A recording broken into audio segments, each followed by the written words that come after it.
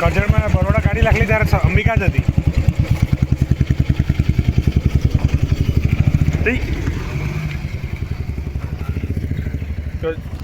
કરજણમાં ગાડી પડેલી ને આપણી ગાડી કરજણમાં બરોડા કરાવવા માટે નાખેલી ને 2024માં ત્યારે આ અંબિકા ક્રેન સર્વિસ જ આવેલી.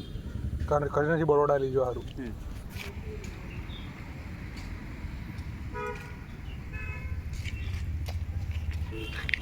રાતનો સમય હતો, એકલો જ હતો. ફાસ્ટ ચાર્જર હતો ને 2 ચાર્જ ઝોનના અને બીજી 2 કંપનીના લાખેલા.